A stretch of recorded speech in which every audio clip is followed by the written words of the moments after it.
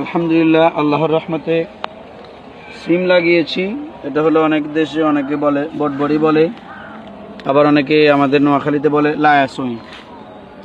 তো যে নামে চিনেন, আলহামদুলিল্লাহ আল্লাহর অশেষ মেহেরবানিতে দেখেন কত সুন্দরভাবে আল্লাহ তাআলা আমাদেরকে রিজিক দিয়েছেন।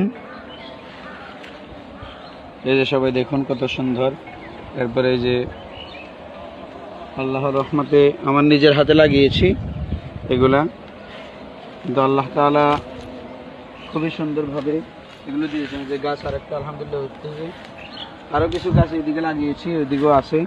এই যে দেখুন আল্লাহর রহমত এবং বরকত কীরকম দেখেন, একটা গাছের মধ্যে আলহামদুলিল্লাহ কতগুলো আল্লাহ তাআলা রিজিক যে আল্লাহ তাআলা যে ব্যবস্থা করেন, এটা মানে নিঃসন্দেহে। তারপরেও আমরা বুঝি না, বান্দারা বুঝি না, আমরা বান্দারা দুনিয়া নিয়ে ব্যস্ত থাকি। আল্লাহ বলছে দুনিয়াও করো, পাশাপাশি আমার হুকুমগুলো যথাযথ আদায় করো। এখন আমরা বুঝি না বান্দারা। এই যে দেখুন গাছের আঘাত আলহামদুলিল্লাহ আছে।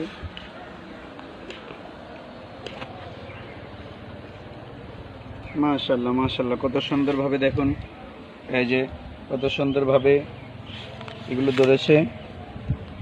আরও আছে কিছু, তবে এগুলো একটু ছোট, এই জন্য নিচ্ছি না। এই যে এগুলা দেখুন, এগুলো একটু ছোট। এরপরে এখানে আছে, এগুলো ছোট, এই জন্য নিচ্ছি না এগুলা। তো যে যেখান থেকে দেখছেন ভিডিওটা শেয়ার করে দিবেন। মহান রব্বুল আলামিন যে রিজিকের ফয়সালা করে, এটা মানে বলার বাহিরে। এই যে এখানে আরও 2-4টা আছে, আসুন আপনাদেরকে দেখাই।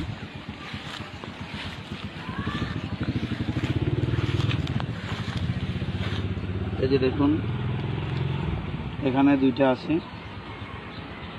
গাছের মধ্যে।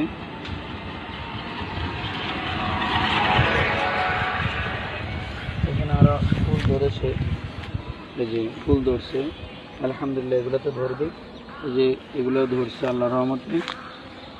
যে দেখুন